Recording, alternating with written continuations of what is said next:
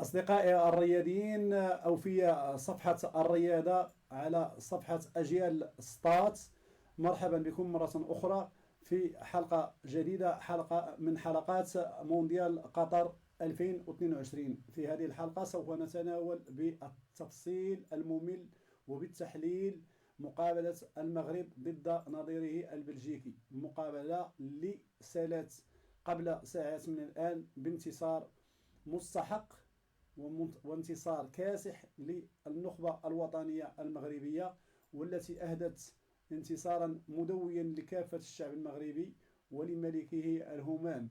انتصار هو الثالث لنا في تاريخنا، في مشوارنا بالمونديالات، المونديالات الست. هذا هو ثالث انتصار، وللصدفة هو ثالث انتصار دائما على منتخبات أوروبية. فبعد الانتصار على البرتغال والانتصار على اسكتلندا، فهو الانتصار على منتخب بلجيكا، منتخب الشياطين الحمر. في هذا اللقاء برهن المغاربة جمهورا ومسيرين وطاقم فني ولاعبين على تشبثهم بالراية الوطنية وتشبثهم بالوطن، وذلك من خلال العرض المقنع الذين أبدوه على رقعة الميدان في ملعب التمامة بقطر. سوف أنتقل إلى الحديث بالدارجة العامية حتى نكون أكثر حميمية مع جمهورنا الكريم. في هذا الماتش هذا أبناء وليد الركراكي أبانوا عن قتالية نادرة، وأبانوا عن استماتة لا معهودة لم نشهدها من قبل إلا مع هيرفي رينار في بعض المناسبات. ولكن اليوم الخوت أن اللاعبين كانوا متحدين، كانوا إخوة، كانوا كلهم على هدف واحد، هو الانتصار ولا شيء غير الانتصار. الانتصار طبعا سوف يعطينا الاطمئنان لما تبقى من مباريات. سوف ندبر المباراة الأخيرة مع الغريم الكندي، سوف ندبرها بإحكام لنمر إلى الدور الثاني، لأن كل شيء الآن بين أيدينا. غادي ننتقل للمباراة باش ندير لها تشريح مفصلي جيد. بالنسبة لهذا اللقاء، الكل أو وليد الركراكي أبقى على التشكيلة المعتادة ديالو، التشكيلة اللي كيتيق فيها، التشكيلة اللي باغيها تبقى متجانسة. كان الكل فينا حنايا كجمهور ومتابعين ونقاد كنا نقولوا بأنه خاص يدير تيل او تيل غومبلاسمون، ولكن وليد الركراكي بقى وفي القناعات ديالو وخلى الفريق كما هو، من ياسين بونو حتى اخر لاعب اللي هو بوفال. ولكن قبل اجراء اللقاء فاضطراريا تم تعويض ياسين بونو، بل ان ياسين بونو كان حتى مع عزف النشيد الوطني اصيب بدوار شديد، اصيب ربما بتشنج عضلي، اعلن انسحابه. دخل منير الكجوي للتذكير، فمنير الكجوي كيلعب رابع مقابله له في المونديال، لعب 3 مباريات في المونديال روسيا 2018 وها هو كيلعب الرابعه، ليعادل بالتالي الرقم ديال بادو الزكي اللي لعب هو 4 المقابلات متتاليه بمونديال مكسيكو 86. منير المحمدي شحال هذه ما لعب في المرمى الا بشي مباريات تقريبا حبيه قليله جدا، بل ان ياسين بونو طبعا هو الرسمي بلا منازع. الا ان منير الكجوي ملي بدا الماتش عطانا واحد الاطمئنان، عطانا بان خاصنا نكونوا هانين من الشبكه، خصوصا بعد تصديه للانفراد واضح من راس الحربه باتشواي. منير المحمدي الذي لعب 12 مقابله في الاقصائيه ديال كاس العالم 2018 وما تمارك عليه حتى شي بيت، الكل فرح بان منير الكجوي دخل، ليس تنقيصا من الحارس الاساسي بونو، ولكن لايمانهم بقدره منير الكجوي المحمدي على حمايه العرين ديال الاسود.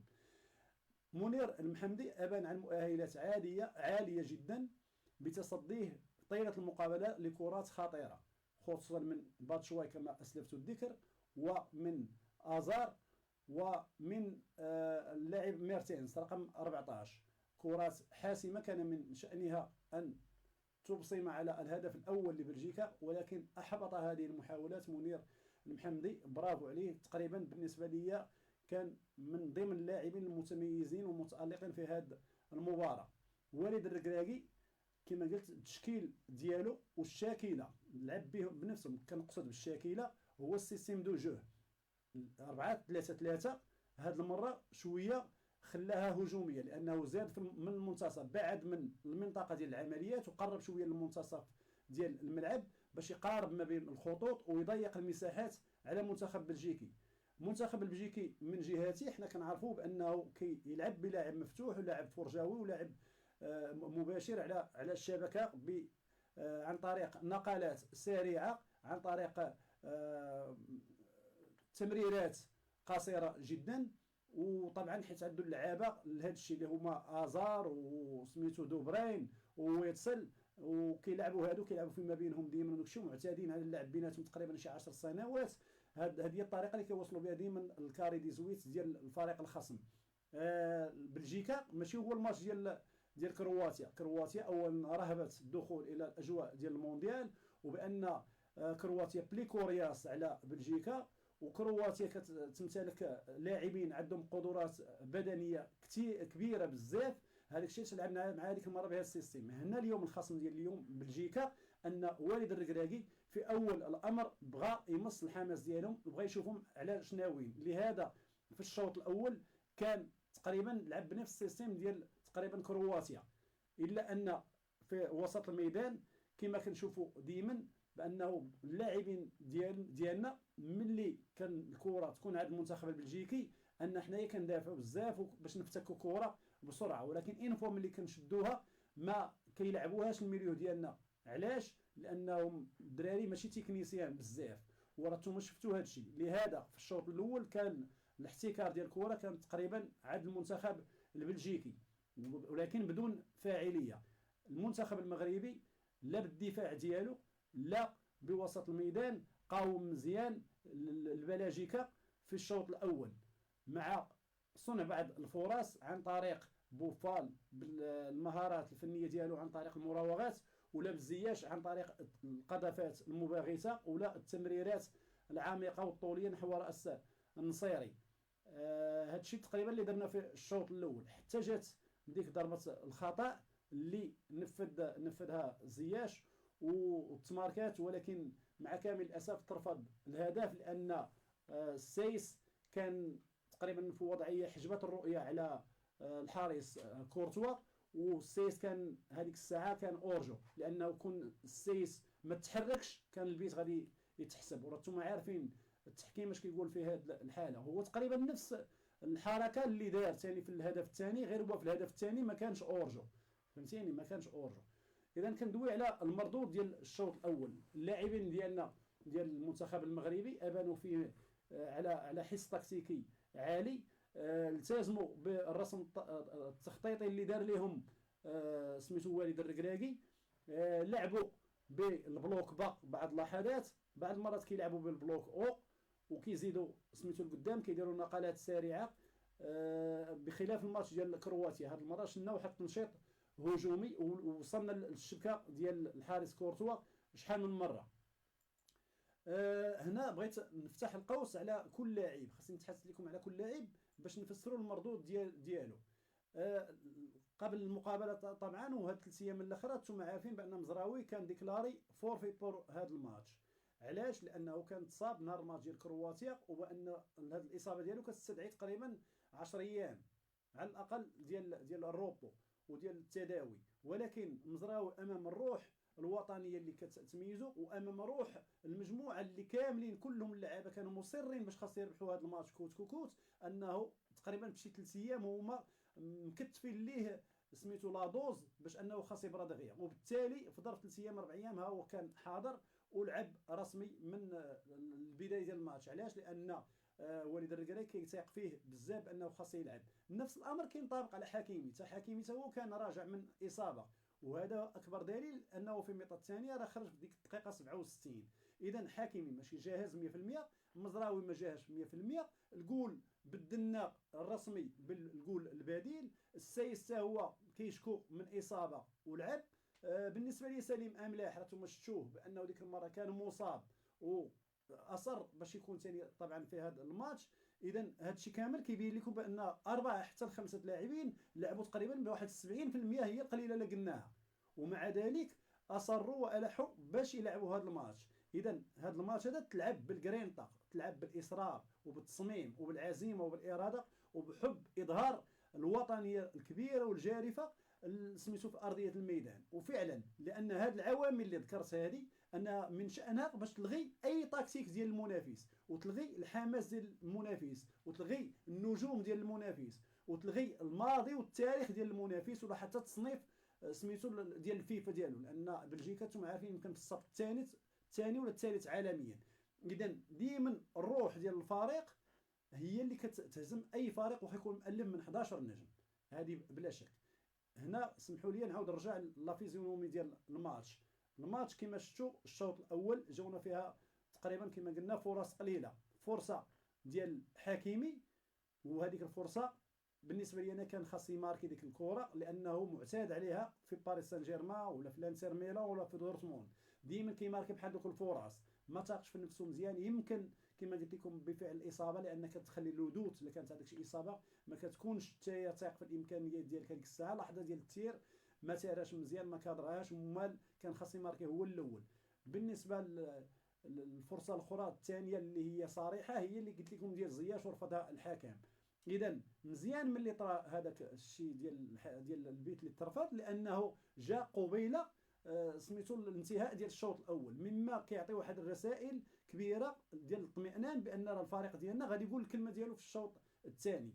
فعلا هذاك الشيء اللي غادي يكون ان شاء الله. الشوط الثاني بديناه ثاني على نفس المنوال، ولكن واحد شويه ملي وليد الركراكي حسب القراءه الفنيه العاليه ديالو للخصم انه شاف ان المدرب مارتينيز سحب هذاك هازار، خرج وسحب العنصر الاساسي اللي كان عندهم هو اونانا داك الاسمر الطويل، هذاك كان لاعب مزيان في الميليو التيران ديفونسيف، كان يعني غالق الممرات، وبحكم ان عنده قدره بدنيه كبيره على لا ريكوبيراسيون كان كيمحن الدراري ديالنا في سميتو الافتكاك الكره من الارجل ديالهم، لا سيما اوناحي.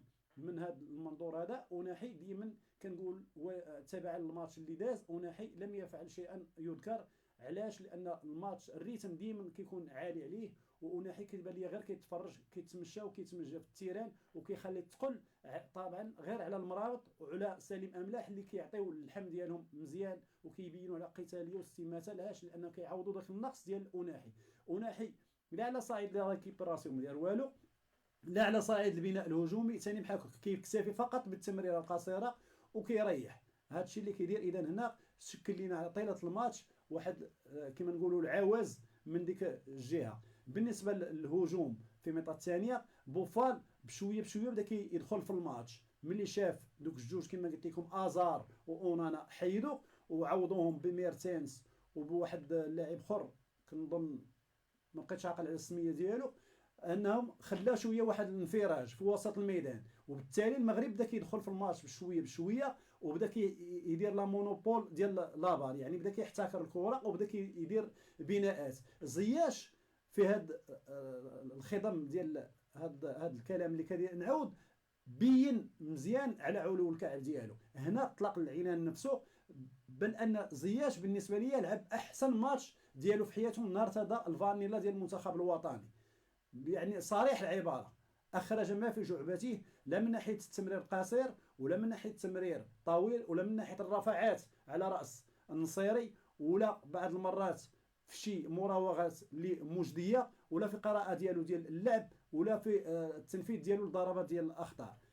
بالنسبه لي زياش كان ايتان سولو، وما تحقيق جائزه احسن لاعب في هذا اللقاء الا خير دليل على ما اقول. بالنسبه للبوفال في واحد جوج لحظات ولا جوج لقطات انه عذب المدافع الايمن ديال بلجيكا موني، دار فيه ما بغى كما كنقولوا بالدارجه العاميه، شحال من مره راوغو عاودوا، شحال من مره جاب كوفرات، جاب ضربات جانبيه. وبالنسبه لي انا واحد اللحظه بوفال ما كانش خاص يتغير، لانه ديك الساعه عاد بدا كيرفع من منسوب اللياقي ديالو، وعاد بدا يخرج المخزون ديالو ديال المراوغات وديال المهارات الفنيه، وبدا كيدخل في الماتش مزيان. بالذات هذيك الساعه ما كانش خاص يخرج، لانه كان يشكل عنصر تهديد دائما للدفاع ديال البلجيكيين، يعني المتساقل والبطيء ديما في التدخلات ديالو. بالنسبه لي النصيري دائما كنقولها وكنعاود، النصاري يجيد 80% في الدفاع الاول، ديما كيكون هو اول مدافع. ديما المدافع الاول ملي كتكون كره على الخصم كيكون هو النصيري. هذا الشيء كيستنزفو بدنيا مزيان، ما كيخليش ليه الطراوه البدنيه. لهذا ملي كتجي شي كره في الوضعيه ديال الهجوم وداخل المنطقه ما كيعرف ما يدير بها، والدليل هو الكره الرفعه زوينه اللي جاتو من عند الله يسار، ما بقيتش عاقل واش من عند بوفال ولا من عند شي حد اخر، انه استقبلها بالصدر ديالو وشدها بواحد الطريقه فيها واحد الرعونه، فيها واحد عدم الاحترافيه صراحه، ما دار فيها حتى شي حاجه. لهذا انا كنادي ديما باش يتاسوسيا مع حماد الله، ما خاصش يبدلوا حماد الله، خاص يكون هو وياه وفقا للشاكله ديال 4-4-2، وغادي كومبليمونطاريو بعضياتهم او غادي كومبليسيو بعضياتهم، يعني يديروا ان كومبليمونطاريتي، واحد التكامل بيناتهم. واحد كيلعب بالفيزيك وعنده العضلات وعنده الضربات الراسيه وعنده سميتو الكرينطا باش كيخدم، واحد كيتسين في الفرص النادره وكيقتنصها داخل مربع العمليات طبعا يسجل، اللي هو حماد الله. انا ماذا بيا وليد الركراكي يدير هذا السيستيم هذا، لان عمر نصيري ما غادي ماركي لينا، هو كيتستنزف جسديا بزاف وبدنيا طيله الفترات ديال اللقاء. على اي كما قلت هادو من اللعابه اللي كانوا بادين، الا ان التحول ديال الماتش الحقيقي هو الخروج ديال حكيمي، اللي تقريبا ما كانش لاعب 100%، واللي احس يمكن بانه ما غاديش يقد يزيد وغادي يزيد يعطي مزيان، اللهم يخرج في دقيقه 67 او نحوها، يعني 68 خرج حكيمي ودخل بلاصتو عطيه الله.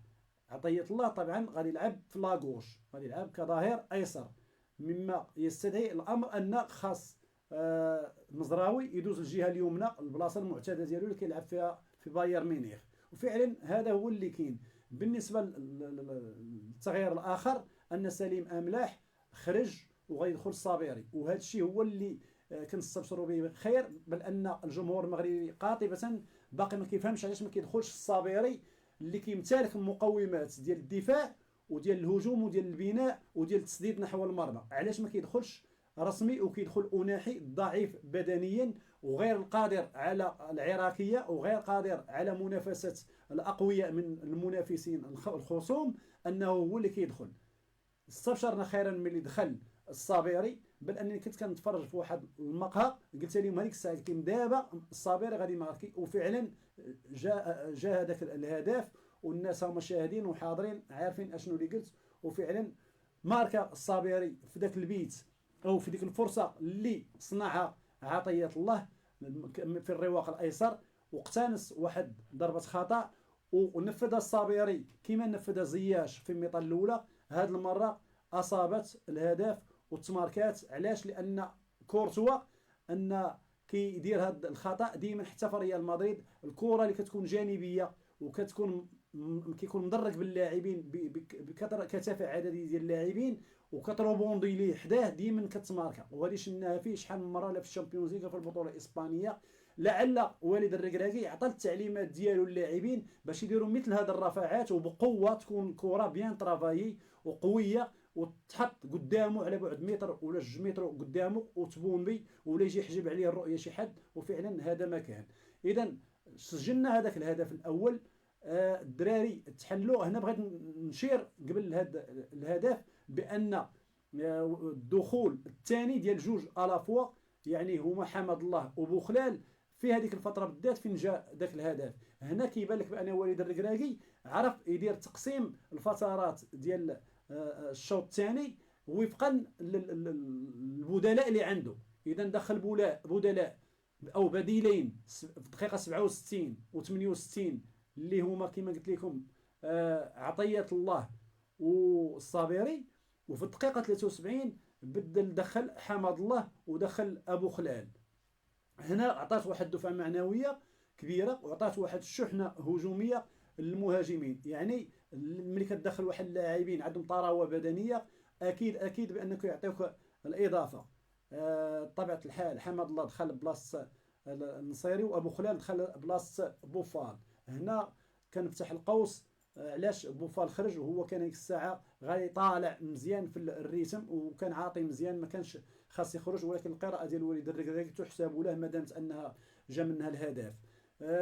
بالنسبة لما تبقى من دقائق، فأن المغرب أن استمات على الدفاع على ذاك المكتسب ديال الهدف لصفر، بل أن وليد الركراكي عمد إلى إدخال الياميق مكان أناحي في الدقيقة 78، وذلك لتعزيز الترسانة الدفاعية ولكبح جماح اللاعب لوكاكو الذي دخل هو الآخر كبديل. ونحن نعرف جيدا ما يتوفر عليه لوكاكو من مميزات، هي العراقية داخل مربع العمليات والضربات الرأسية. إذا هنا علاش دخل ياميق. إذا قراءة ناجحة ديال وليد الركراكي في التبديلات، قراءة طبيعة الحال أعطت الجدوى ديالها، أعطت المفعول ديالها، وبالتالي أن رفعت من منسوب الجرينتا عند اللاعبين اللي لعبوا بها من بداية اللقاء الدقيقة الأولى حتى الدقيقة الأخرى. هذاك الجرينتا بقات غادا وكتطلع حتى جاء الهدف الثاني اللي صنعه الرائع زياش،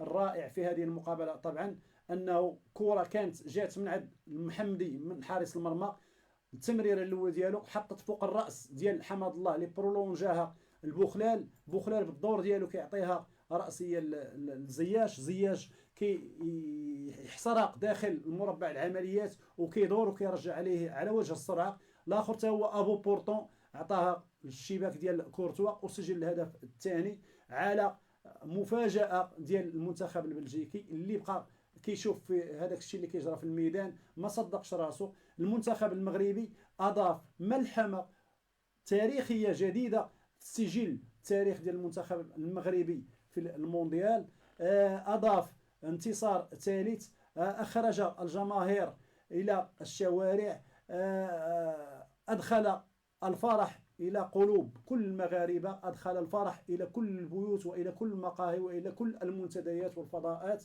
المنتخب المغربي اعطى اشارات قويه بانه ان شاء الله غادي يكون الخير مازال من هنا لقدام.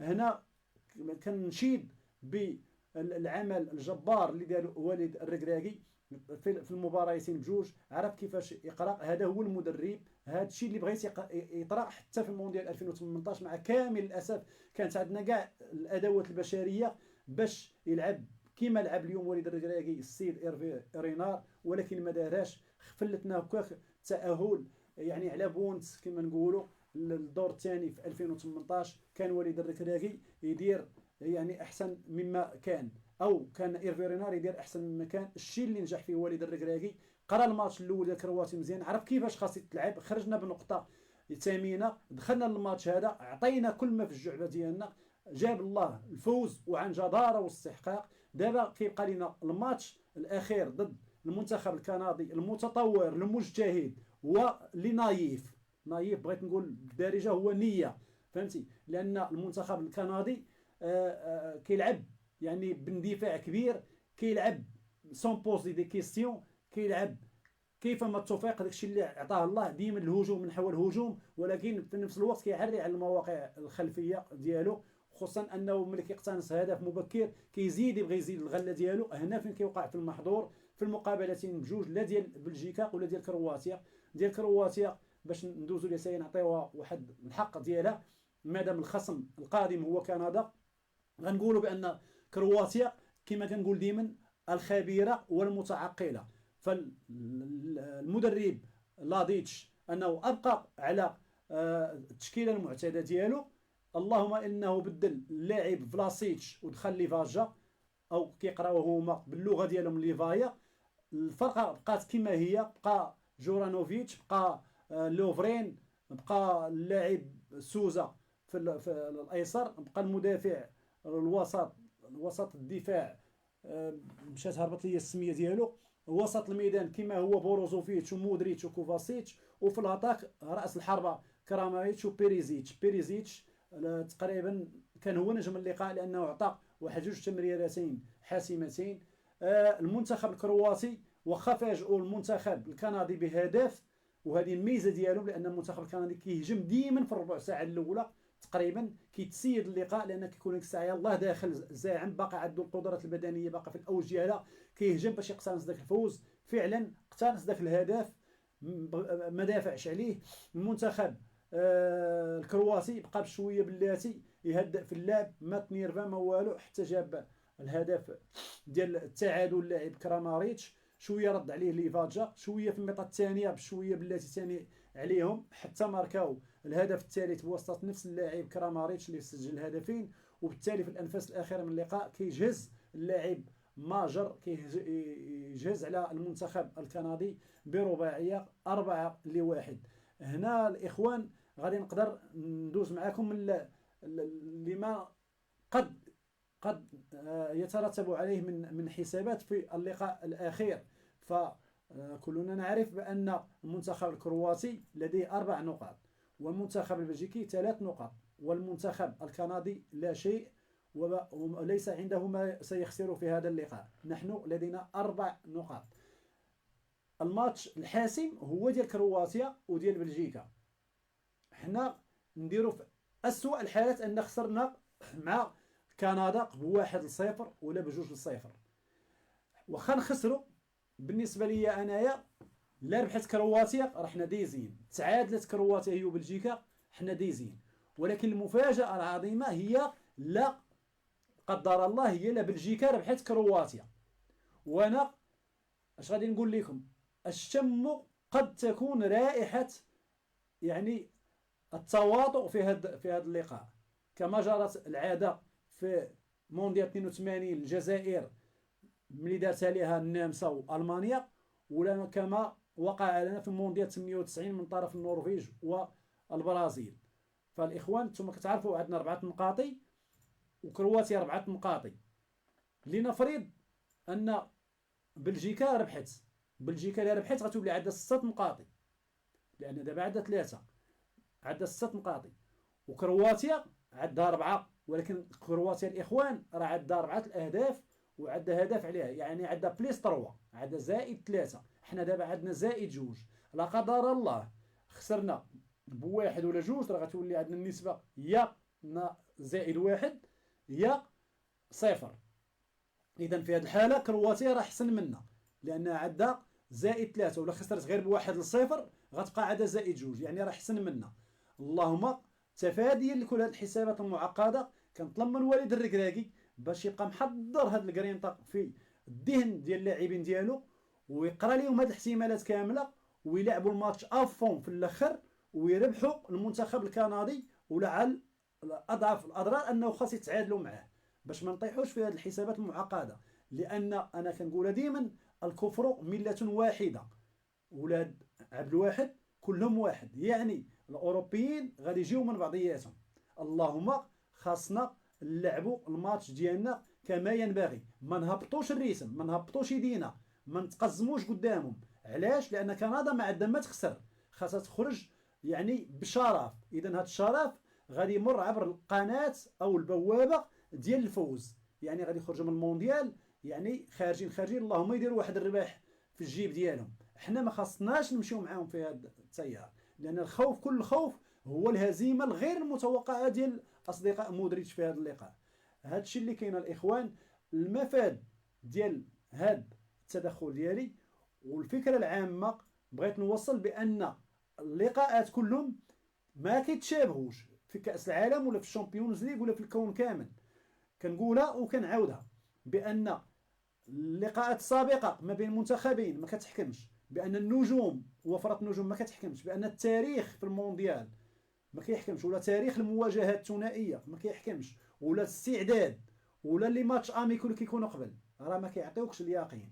بل حتى النتائج ديال المقابلات الاولى، ورتم الاخوان رتم شفتوا بان المنتخب الكوستاريكي اللي خسر ب7-0 مع اسبانيا، والجابون اللي ضربت المانيا ب1، راه شفتوا ان كوستاريكا الضعيفه ديك المره هي ربحت الجابون اللي ضربت الالمان ب1-0. فهمتي؟ ها هي انعشت الحظوظ ديالها ما تعرفاش كاين. بل ان ايران اللي خسرت ب6-2 راه ايران ربحت في الماتش ديالها الاخر 2-0. هانتوما شفتوها. ونزيدك استراليا اللي خسرت ب4-1 من عند فرنسا، أستراليا ضربت تونس ب1-0.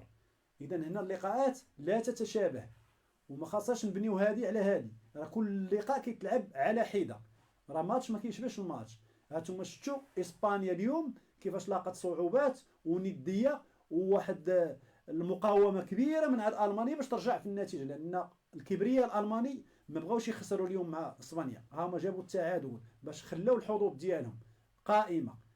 هنا كما قلت لكم الفكره العامه اللي خرجت بها هو ان اي منتخب لعب من غير الجرينتا ومن غير السمات والقتاليه واللعب برجوله والتفاني في حب القميص والعرق، يعني ابداء العرق، راه ما يدير حتى شي حاجه.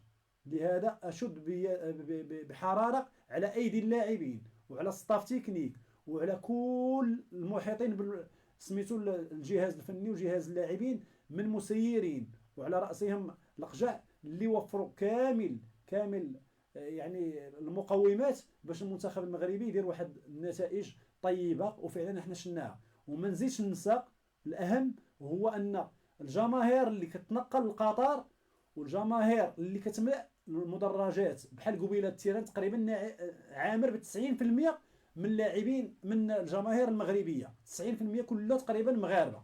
هادو كنوجه لهم الشكر لانه بالحماس ديالهم غير او المنقطع النظير، واللي ما زقاوش بديك ديال سير سير سير كما طلب منهم السي وليد الركراكي في واحد الندوه صحفيه، انهم تاهما عندهم يد طوله في هذا الانتصار ديال اليوم. بل ان حتى العائلات المغربيه وعلى راسهم عائله الصابري اللي جات زارت المعسكر ديال المنتخب الوطني وشافتهم، بل هذاك الشيء كيعطي رسائل قويه بانهم كتبعث فيهم الحماس للعابه وكيمشيو للماكسيموم ديال ليفور ديالهم والماكسيموم ديال البوتونسيال ديالهم.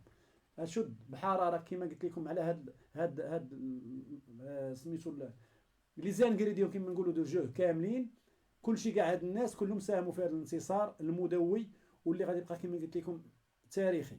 هنا غادي ندير واحد الفاصل وبعد قليل سوف نواصل.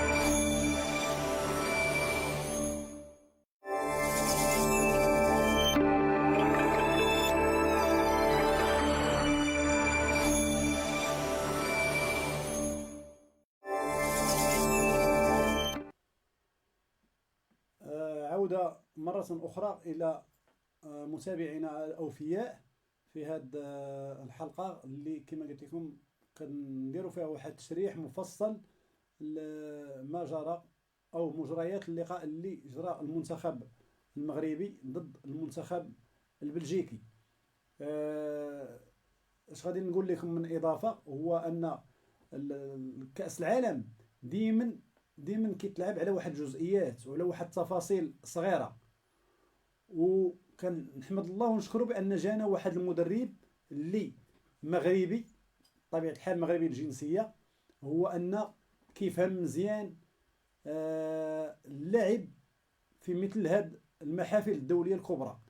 وليد الركراكي يعني عنده من التكوين الاكاديمي وعنده من الاحترافيه الكبيره وعنده من البوتنسيال تكنيك ما يكفي بأنه يقرأ أو يدير قراءة لجميع الخصوم. فمن خلال المواجهتين ديالو مع كرواتيا ومع بلجيكا كيتبين بما لا يدع الشك بأنه مدرب محترف بمعنى الكلمة.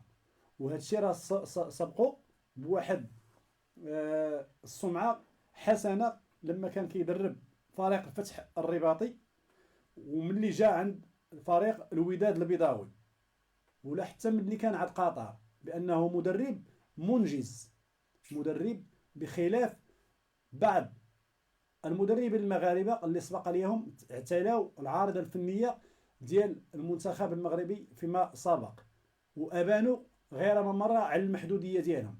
علاش؟ لأن كرة القدم العصرية، كرة القدم الحديثة، كتبغي مواكبة دائمة لجميع المستجدات ديالها، كتبغي دائما واحد المتابعة لما جد في عالم التدريب.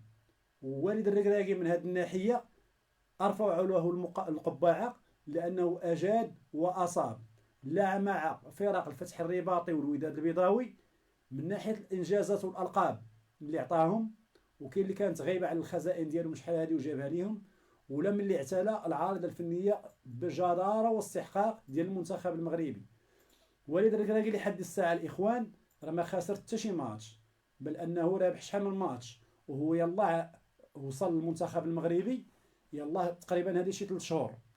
والد الركراكي العمل الكبير اللي دار هو لعب على لي سونتيمون، لعب على لي سونتيمون ديال الجروب، لعب على لوموجينيتي، لعب على الهارموني، لعب والد الركراكي على مصالحة الجماهير مع المنتخب المغربي، ولعب على مصالحة بعض اللاعبين المبعدين أو المغضوب عليهم باش يرجعهم المنتخب المغربي. وهذه تحسب جدا لوالد الركراكي، لأنه لم يكن عنيدا، ولم يكن كما نقولوا رونكيني مع شي وحدين، بل أنه جاب اللعابة اللي ما كانوش كيلعبوا في العهد ديال وحيد خليلوزيتش. وحيد اللي بالنسبة لي أنا عقد زياش واحد الوقت. زياش كان في الأوج ديالو مع خصوصا العام الفائت مع تشيلسيا، كان يلعب مقابلات كبيرة في الشامبيونز ليغ وما كانش كيبغي يعيط عليه نهائيا. علاش؟ الله أعلم. عنده تفسيرات واهية وتفسيرات غير مقنعة وتبريرات ماشي في المحل ديالها. هذا اللاعب هذا اليوم كيرد بقوة على وحيد، وكيرد بقوة على توخيل المدرب الألماني السابق ديال تشيلسيا، وكيرد على حتى غراهام بوتر المدرب الحالي ديال تشيلسيا، لأنه دائما مصرين على إجلاسه في دكة البدلاء. وحنا اليوم أمام تفتق ديال النجم، وأمام العلو الكعب أو تفتق العبقرية ديال هذا اللاعب هذا اليوم في هذا اليوم بالذات في هذا المونديال. زياش كيمتلك واحد اليسرى قاتلة. زياش اليسرى ديالو كتلوح لك لاباس مليمتري فوق الراس ديالك. زياش كيمتلك واحد الضربه يعني كما نقولوا التصرفيقه ديال الكره، كيفاش كيدير ليها بلغه الكويريه، انه كيصرفق الكره باش كتمشي لليبوا للشبكه ولا كتمشي على راس اللاعبين. زياش كيفكرني بمحمد تيمومي، ولو ان زياش كي يلعب ديما في الباندا، كيشغل الرواق الايمن كجناح تقريبا مزور وكيدخل للكاري، والتيمومي كان كيلعب في وسط الميدان، كان موزع بارع حتى هو ملي كان يلوح الكرات لا القصيره ولا الكرات الطوليه العميقه كيلوح حتى هو مليمتري. هاد اللاعبين بجوج تقريبا عندهم واحد النقط مشتركه. اذا مادام ان وليد الركراكي كيجيب زياش اللي واحد العنصر كبير ولاعب كبير وضحى من اجل ارتداء القميص الوطني ورفض القميص ديال هولندا فيما مضى، وباش انه كيجيب حمد الله بعد واحد تقريبا القطيعه ديال شي 3 سنوات باش ما جاش المنتخب المغربي، ورغم داك القيل والقال اللي صاحبه، وبعد ان بعض المرات حمد الله ما حسنش يعني التصرفات ديالو. شحال من مره دار تصرفات يعني غريبه على لاعب محترف، رغم ذلك والد الركراكي اغمض عينيه واتى بهذا اللاعبين، وبالتالي عطى كل واحد الحق ديالو، كل واحد عطاه القيمه ديالو. بل انه حتى عيطت على واحد جوج لعابه اخرين فهمتيني ما كانش يجيو الا لماما، وعيط عليهم وداهم. هنا وليد الركراكي كما قلت لكم قبل وكما سبقت في الكلام ديالي بانه يعني صالح الجماهير مع المنتخب، بل انه شي وحدين كما يقولوا بانه ارضى بعض الجماهير وبعض الانتماءات.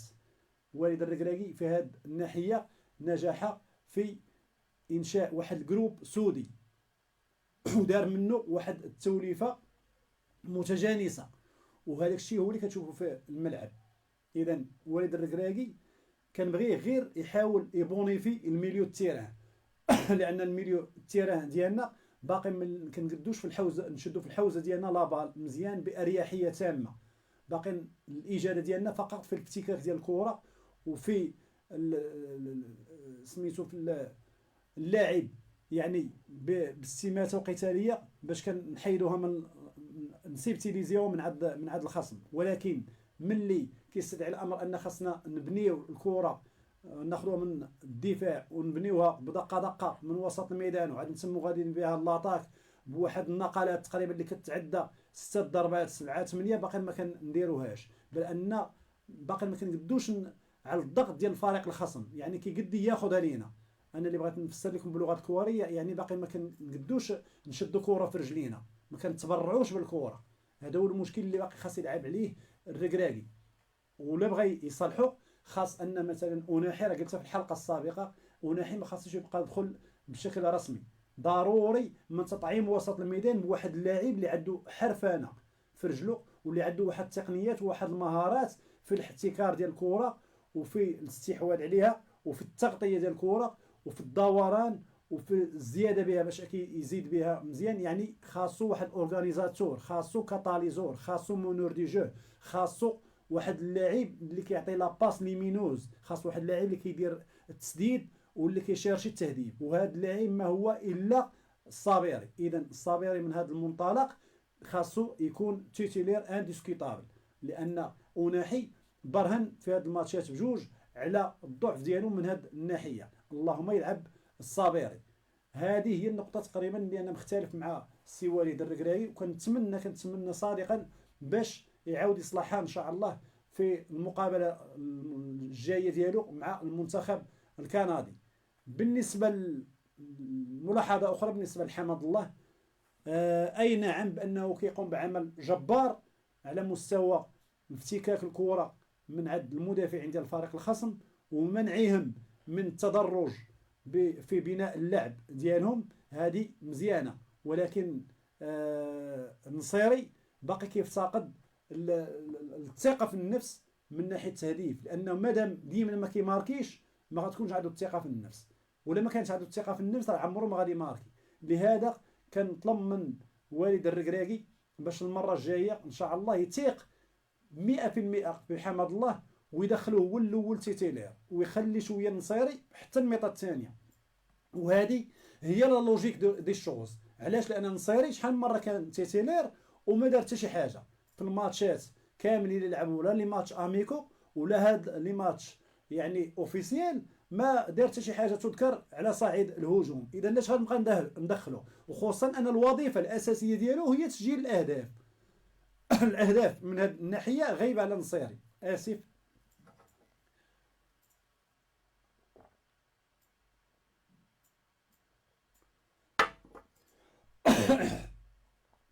النصيري الاخوان تقريبا بالنسبه لي بطريقه او باخرى هو لو شوشو ديال المدرب وليد الركراكي.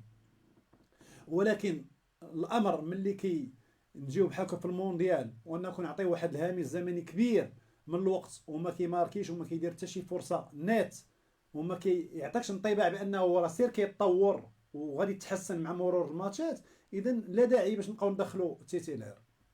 هذا هو الراي ديالي. بالنسبه لي بوفال خاصو ديما يحاول يعطيه واحد 60 دقيقه ولا 70 دقيقه يلعبها في الماكسيموم ديالو بالبوتونسيال التكنيك اللي عنده، ولكن يحاول يلقنو الدرس ويدير لي حلقه في ودانو بان ما خاصوش يبقى يكثر من المراوغات ومن داك الاستعراض، يعني الفارغ، الاستعراض الغير المجدي. حنا خاصنا الفاعليه. اليوم لعب ماتش من داك الشيء الرفيع. اليوم دار واحد الدريبل اللي كنبغي فيه دارو، واونشيناه بواحد التير مشات ارادو بوطو لتحت، مشات بان تقريبا رازات البوطو. في هاد الناحيه انا كنبغي، هذا هو العمل اللي خاص يدير بوفال ديما. علاش؟ لانه مهاجم، خاص يعطينا ديما داك لو بليس. بالنسبه للبوخلال، العمل دارو كبديل. اذا بوخلال بالنسبه لي غادي يبقى ديما بديل. زياش طبعا راه غادي يبقى ديما الرسمي. وهذا هو اللي يمكن لي نقول على هاد المتغيرات اللي كاينه في هاد الماتش، وعلى حساب الادوات البشريه اللي سميتو اللي كانت مثبته فوق رقعه الميدان. هذا هو انا ما غنجيش نقول لكم تقييم شامل ديال المردوديه ديال كل لاعب. انا غنجي نقول بانهم كلهم لعبوا شي مادام لعبوا بالقتاليه وبالاستماته وبالرجوله او الرجوليه، انهم كيستحق كلهم احسن لاعب في اللقاء صراحه، مع ميزه لزياش. اما اللاعبين كاملين، بل ان نقدروا نعطيو الميزه الاولى ديال اللقاء من غير زياش غنعطيوها لحارس المرمى، لان حارس المرمى داد عن شباكه بقوه، وحارس المرمى عطى الاطمئنان. ورا ما تنساوش الاخوان ان تدخل حارس المرمى في مثل هذه الظروف، وانه كان عارف راسو بديل شويه كيدخل على حين غرق وكيخرج ماتش كبير. اذا القبعه ترفع لهذا المحمدي صراحه. بالنسبه للنايف اكرد والسيس، هذوك وافيين الطبع ديالهم، ووافيين داكشي اللي كيديروا في الماتشات كاملين. تقريبا صابوا التكامل بيناتهم. اللي كيف كيلعب السيس كيف كيلعب نايف اكرد، يعني بنفس تقريبا المستوى، بنفس الثبات، لا تقنيا ولا بدنيا. صراحه عطاء كبير وعطاء وفير لهاد الجوج هادو بزاف. ندوز عند المرابط كما نقولوا بالنسبه للقتاليه والاستماته وافتكاك الكره 10/10.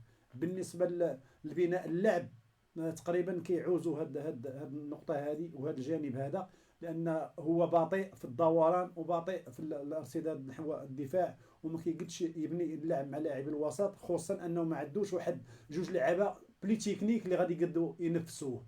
هنا فين كيوقع المشكل اللي عند المرابط، يعني عنده في ديك لا ترانزيسيون من حاله الدفاع لحاله الهجوم، عنده واحد التثاقل، واحد البطء كبير وملحوظ، ولاحظ عليه شحال من متتبع وشحال من مختص. بالنسبه لسليم املاح كيما الماتش ديال كرواتيا ديما كيعطي لحمو العصا، ديما كيشيرشي لا بروفوكاسيون ديال الخصم، كيدبر على واحد الكرات ثابته عن طريق الاخطاء، عن طريق الالتحامات الجسديه مع المنافسين، كيجيب زعما كوفرات. أوناحي ديما كنقولها وكنكررها بان أوناحي لم يفعل شيئا يذكر لا في هذه المقابله ولا في المقابله السابقه. على اي فالمقابله كما شفتوا غتبقى تاريخيه. دولي زانال دي ماروكان كلهم غتبقى في الارشيف، في الريبرتوار المغربي. كنتمنى ما نخيبوش الظن في المقابله ديال كندا. انا مستبشر خيرا، ولكن واضع يدي على القلب ديالي من ناحيه كرواتيا صراحه، لان الاوروبيين لا يؤمن شرهم. انا كنقولها وكنعاودها في هذا البرنامج هذا وفي هذه الصفحه المحترمه، بان ولاد عبد الواحد كلهم واحد. انا كنخاف اشد الخوف بان منتخب كرواتيا يتواطأ امام المنتخب البلجيكي، وغادي يضيع علينا الفرصه ديال مرور الدور الثاني اللي ما حصلنا عليها الا في دوره مكسيكو 86 بواسطه دوك اللاعبين الافدان. هذا الشيء اللي يمكن لي نقول لكم الاخوان. نقدروا نشوفوا دابا شي ميساجات ونردوا على بعض الاخوان.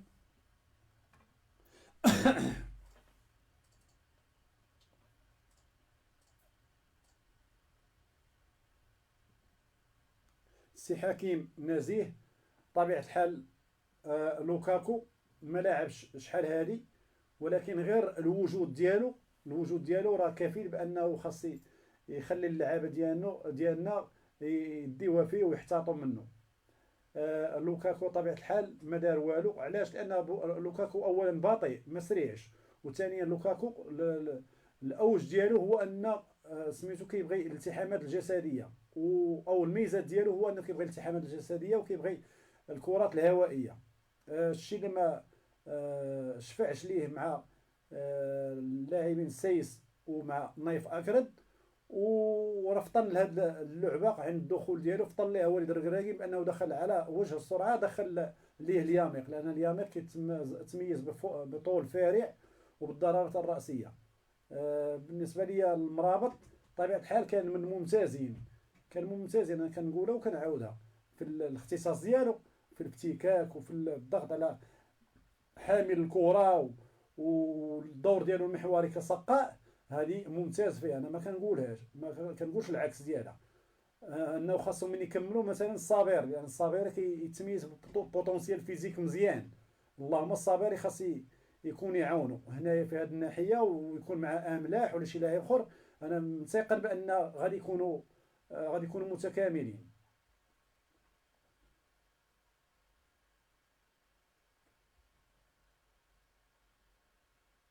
تقريبا ما كاينش تدخلات كبيره، ما كاينش اشارات، ما كاينش اقتراحات، ما كاينش شي توجيهات. هادشي اللي كيبان ليا. آه كنتمناو كل التمني المنتخب المغربي النجاح والفلاح في قادم المباريات بحول الله.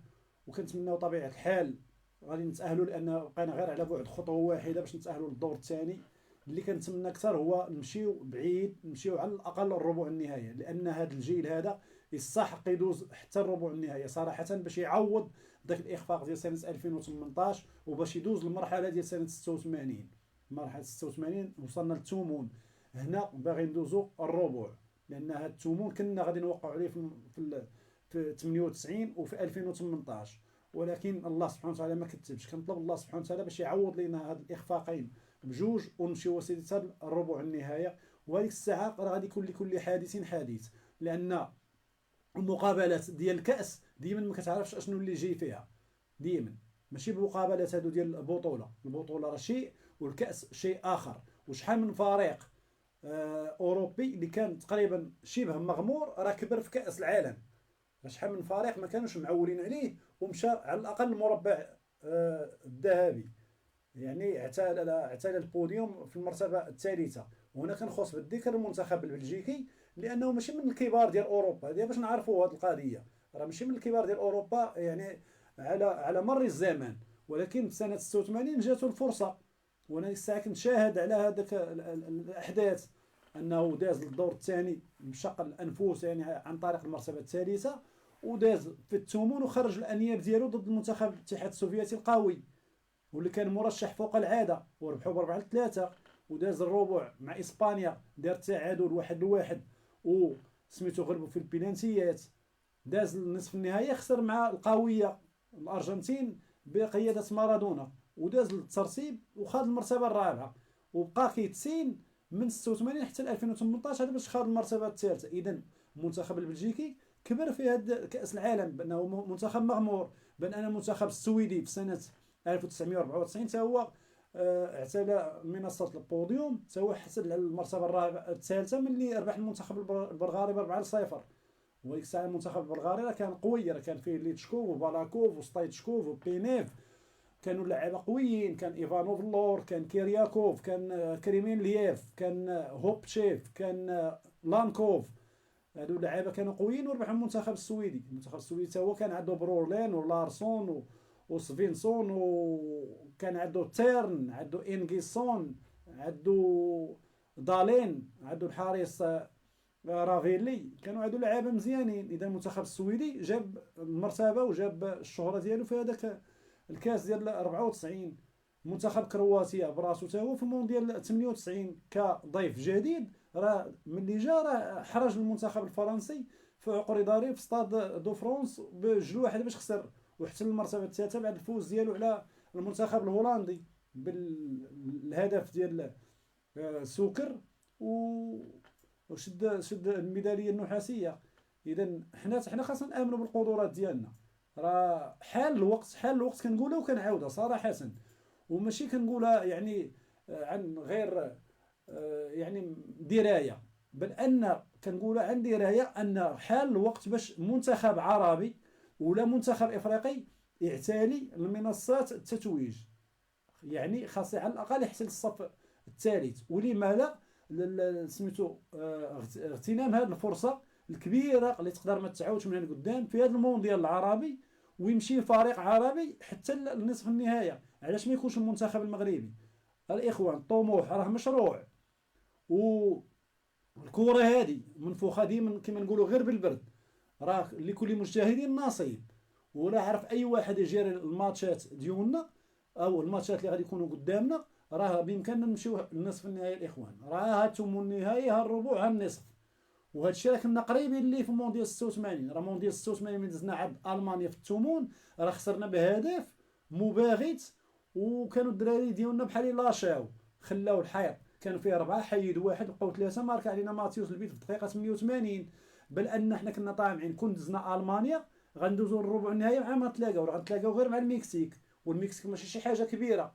ها هي براسه الالمان دارت مع البيلانتيات، يعني ديك الساعه كنا متفوقين سميتو في البيلانتيات بحكم ان عندنا حارس كبير الزاكي. اذا من يدري، راه غير ما امناش بالحظوظ ديالنا هذيك الساعه، لان ديما منتخب عربي ولا منتخب افريقي ولا بصفه عامه منتخب من العالم الثالث ديما كيكون اقصى الطموح ديالو هو يدوز الدور الثمن ولا الربع. وهذا هو المشكله ديما الدائمه ديال المنتخبات العربيه والافريقيه، هو ان ما كتامنش بالحظوظ ديالها. كنتمنى المنتخب المغربي يمشي لاقصى الحدود ديالو، يفوت السنغال اللي لعبت في 2002 ربع النهايه، ويفوت غانا اللي لعبت حتى هي ربع النهايه في سنه 2010 ملي كان المونديال الافريقي تنظم في جنوب افريقيا. هنا المونديال العربي كنتمنى فرقه عربيه هي اللي تمشي للربع، ولما لا المربع الذهبي. كنتمنى تكون المنتخب المغربي، هذه الصراحه. الاخوان كنتمنى نكون غنيت النقاش، ونكون اني استوفيت جميع النقاط، ونكون اني طلبتكم ووفيتكم حقكم من هذا التحليل المفصل. والى اللقاء فرصه قادمه بحول الله.